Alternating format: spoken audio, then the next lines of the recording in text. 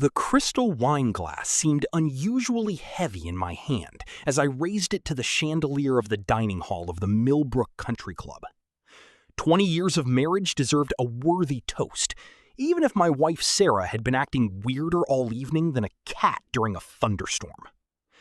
"To us, darling," I said, watching her pale blue eyes dart nervously around the room. "To 20 years of cloudless happiness." But something was wrong. Very wrong. My name is David Mitchell, and for the last 15 years I have held the post of Massachusetts State Senator. In politics, you learn to read people, to notice their gestures, to recognize lies and desperate attempts to hide the truth. Sarah's fingers trembled as she raised her glass, and the tiny muscle in her jaw twitched. That always happened when she was plotting something particularly nasty. The evening had started normally enough. I picked her up at her luxurious Serenity Spring spa, where she had been fixing her hair and nails for our anniversary dinner. In a black cocktail dress that cost more than most people's monthly salary, she looked stunning. However, there was something in her smile that resembled a shark circling wounded prey. "You know, David," she said, setting her glass down without taking a single sip, "I've been thinking a lot lately about our future." "Is that so?"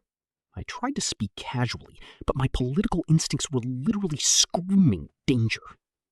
20 years of marriage had taught me, when Sarah starts talking about the future, for me, it usually means trouble. A waiter appeared at our table, a young man named Tommy who had worked at the club for about 6 months. He leaned close to my ear, pretending to refill my water. "Senator Mitchell," he whispered so quietly that his voice barely carried over the general noise of conversation, "I need to tell you something important. When you stepped away to move the car from the parking lot, I saw—" I excused myself and headed to the restroom, trying to walk slowly so as not to arouse suspicion. Once inside, I called my longtime friend and attorney, Rita Hawkins. Rita had been my law school classmate and had saved my political reputation more often than I could count. "Rita, listen carefully," I said in a low voice. "Sarah just tried to poison me at our anniversary dinner." "My God, David, are you sure?" she asked. "A waiter saw her put something in my wine. I haven't drunk it yet, but I need to know what my options are." "Don't drink anything she has touched. Can you get a sample of what she used?" "I'll try. What should I do about the wine?" "If you are absolutely sure about the poisoning, you could swap the glasses. But David, that's incredibly dangerous. What if she dies from her own poison?" "Rita, she just tried to kill me. I think the formalities are over." I hung up and returned to the table, frantically thinking through the possibilities. Sarah was touching up her lipstick, looking into the small mirror she always carried. She looked delicate, elegant, and absolutely deadly. "Sorry for the delay," I said, sitting down. "Senator Williams wanted to discuss the education budget, even on her holiday." Sarah's voice carried exactly the right notes of a disappointed wife. If I hadn't known the truth, I might have felt guilty. "You know how politics works, dear. No rest for the wicked." She laughed, and the sound reminded me of breaking glass. The irony of the situation did not escape me. I waited until she stepped away. That was when I noticed the first glimmer of confusion on her face. She touched her forehead with the back of her hand, and I saw perspiration break out. I'm a little hot," she admitted. "Maybe I should—" She never finished the sentence. Sarah's eyes rolled back, and she collapsed onto the table, sweeping the plates to the floor. The sound of breaking porcelain filled the hall, drawing the attention of the patrons. "Help!" I shouted, rushing to her. "Call 911! My wife is sick!" The next 20 minutes passed in a blur. Paramedics, flashing lights, and sympathetic club members. I rode in the ambulance with Sarah, holding her hand and playing the devoted husband as she drifted in and out of consciousness. What happened?" she whispered as the paramedic started an IV. "You passed out at dinner, dear," I replied, stroking her hair. "But don't worry, the doctors will take care of you." She weakly squeezed my hand, and for a moment I almost felt sorry for her. Almost. At the hospital, I sat in the waiting room while the doctor stabilized her condition. About an hour later, Dr. Martinez came out. "Senator Mitchell, it appears your wife ingested some kind of toxin. We are running blood tests to find out exactly what it was. Do you have any idea what she might have eaten or drunk? Nothing unusual, I lied smoothly. We were celebrating our anniversary at the country club. She had salmon, I had steak. We shared a bottle of wine. We will need to test everything from your table. It could be food poisoning, but the symptoms look more like a chemical agent. Chemical poisoned? She whispered. But how? Who would want that? I don't know, dear, but I promise we will find out, and the guilty party will pay for what they did. Sarah's look told me she was beginning to realize that her perfect plan had failed, but she had no idea yet how bad things would get. Sarah came home 3 days later, weak but alive. The medical team identified the poison as a concentrated dose of digitalis, derived from foxglove. It was enough to cause a heart attack that would have looked natural, especially in a man of my age, burdened by the stress of political life. She had prepared thoroughly. One couldn't deny her that effort. But while she was recovering in the hospital bed, I hadn't been idle either. Rita had worked a legal miracle, obtaining copies of Sarah's financial records, phone logs, and internet search history. The picture that emerged was grim. A woman drowning in debt and willing to commit murder out of desperation. David, you need to see this, Rita said, spreading documents out on the desk in my home office. Your wife has been losing huge sums for months. The spa is nothing but losses. She's maxed out 6 credit cards and taken out a second. That evening, I sat with Sarah in the living room, playing the caring husband. She was still pale, milking her victim status for all it was worth.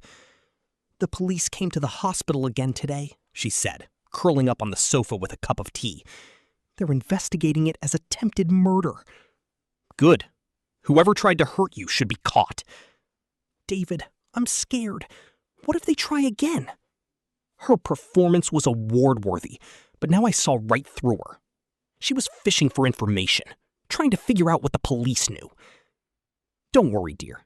I've hired a private security firm, and I've arranged for our calls to be monitored in case the criminal tries to contact us. The last part was a lie, but I wanted to see her reaction. And sure enough, her hand tightened on her cup, and she glanced nervously at her phone. Is that necessary? It seems like such a gross invasion of privacy. Privacy? Sarah, you were nearly killed. That's the least of our concerns right now. She nodded reluctantly, but I could see the wheels turning in her head. She was clearly wondering how to communicate with Derek now. My phone rang.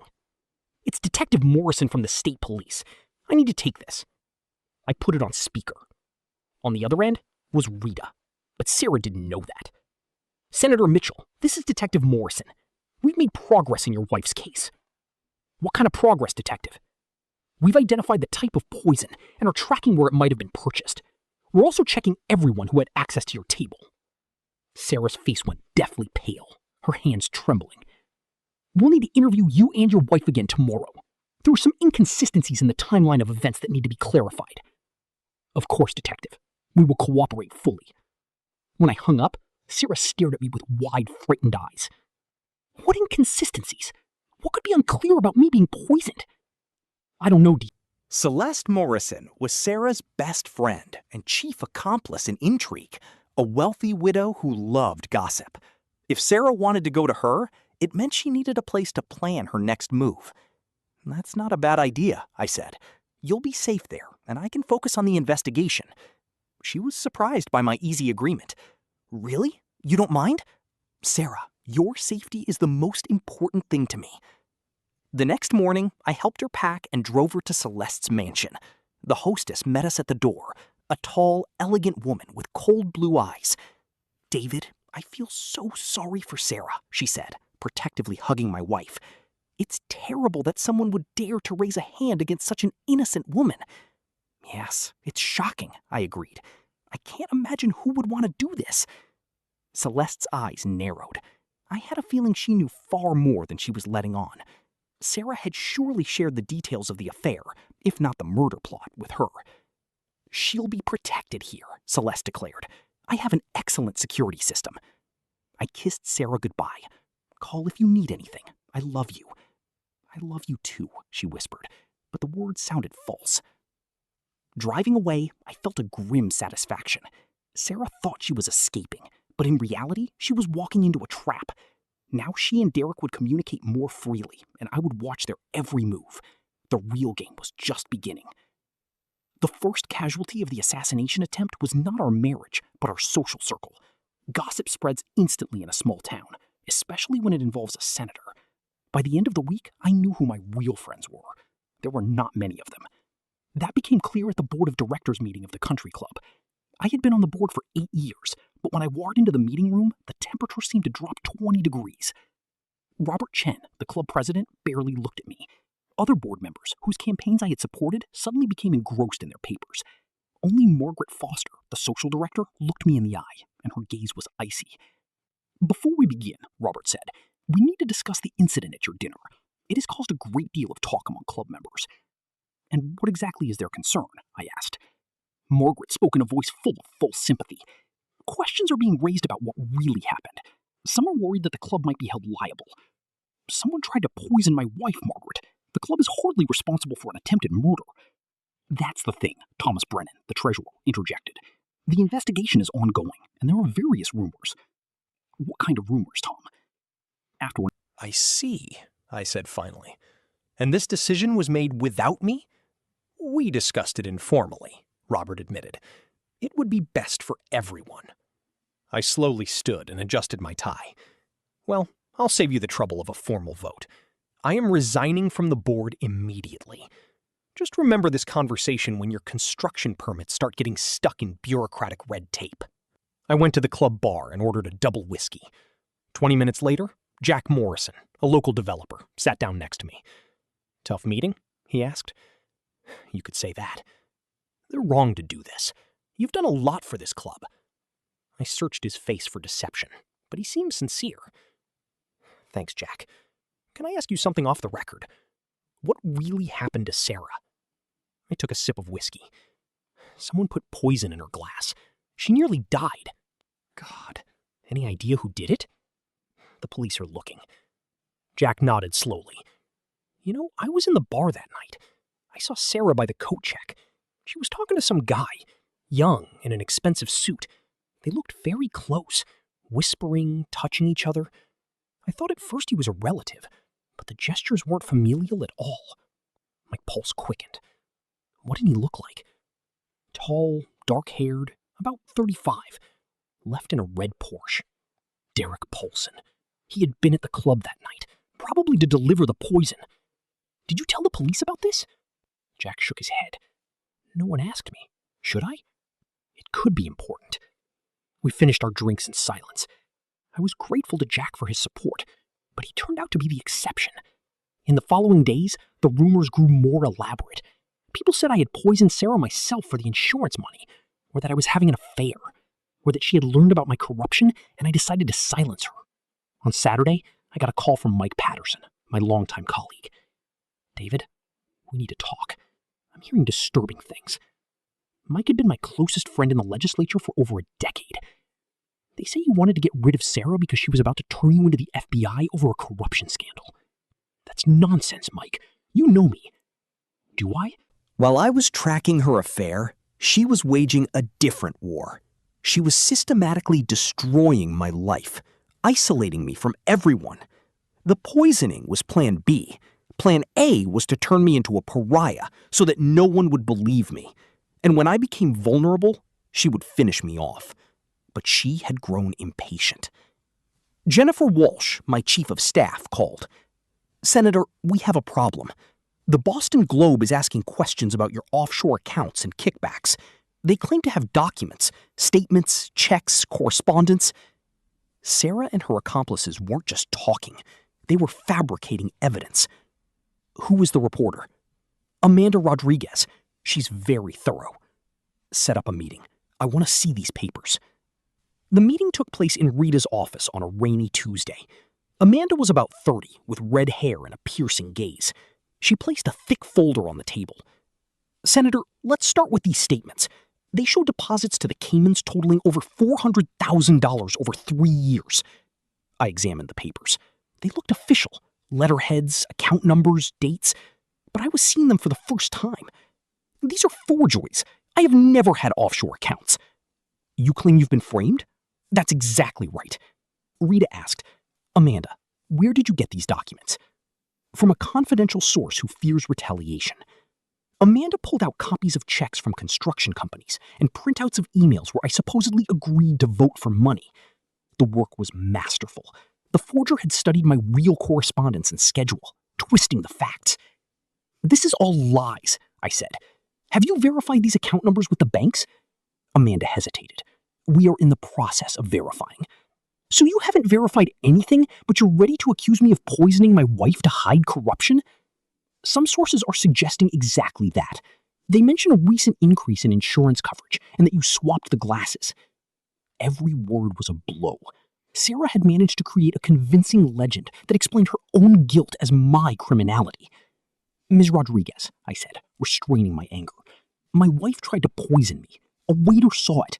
I swapped the glass. That afternoon, I went to Sarah's spa. The receptionist, Ashley, looked frightened. Senator, how is Mrs. Mitchell? Recovering. Is Derek Polson here? I wanted to thank him for helping with Sarah's business. Ashley hesitated. He doesn't come here during business hours. He handles the finances. I see. How can I reach him?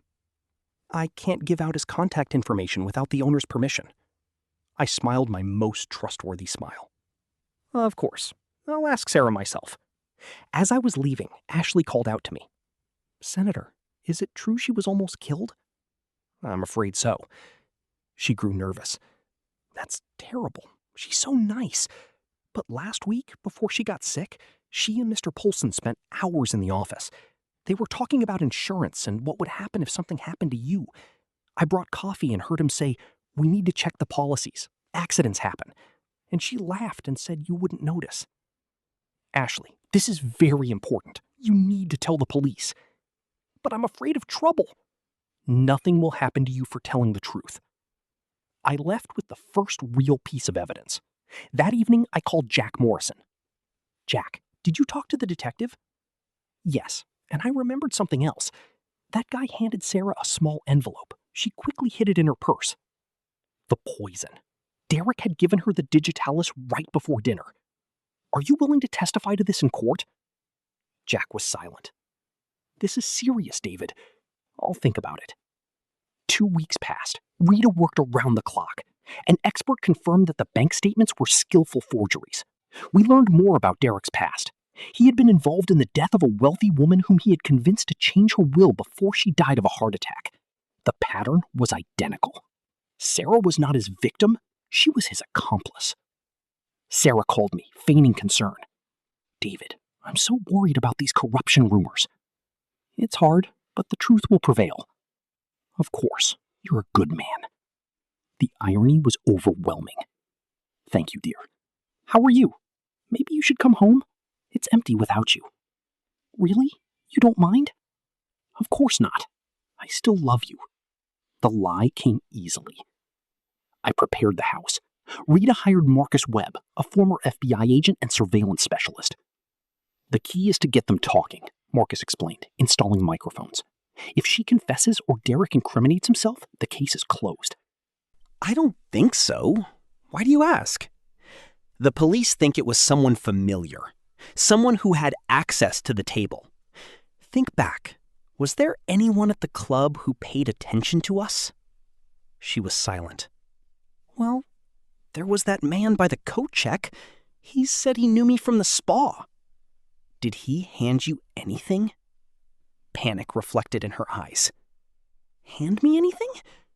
No? Why would you think that? She jumped up. I need some air. I don't like this conversation.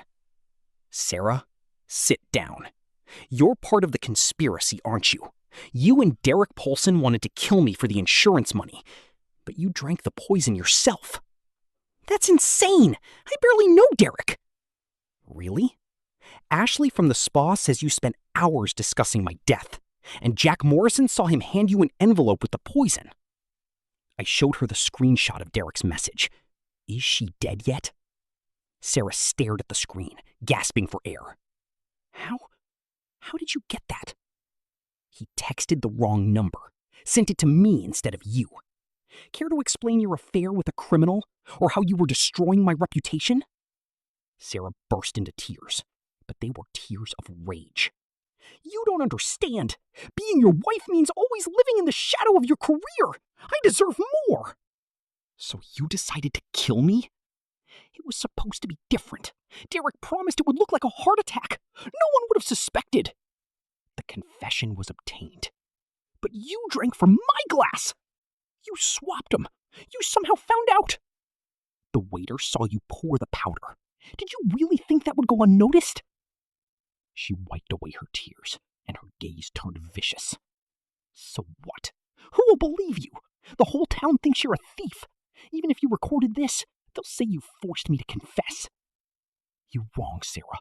Detective Morrison, who was listening from the van outside, will believe you." She froze. Outside, car doors slammed, footsteps approached. "Sarah Mitchell! Police! Open up!"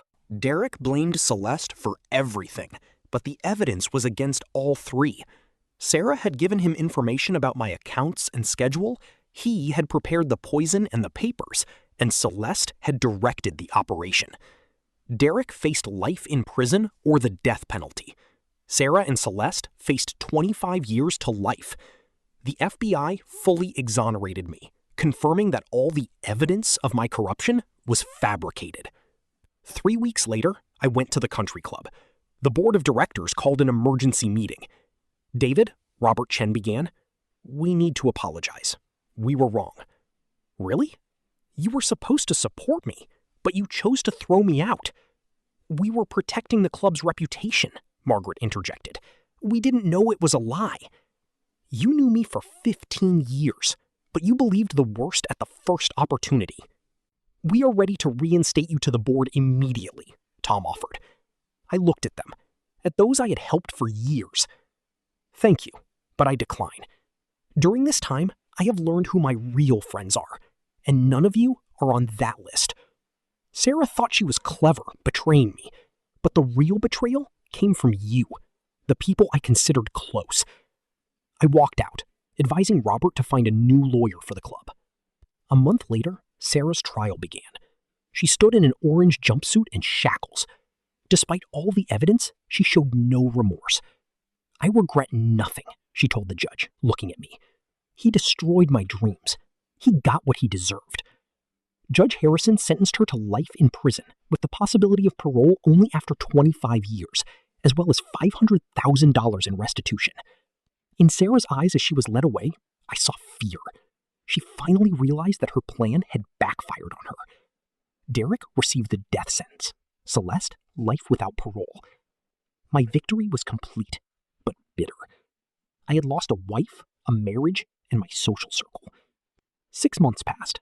I returned to work in the capital. I had become harder and more cynical, but I had survived. Sarah had tried to poison me, but in the end, she destroyed her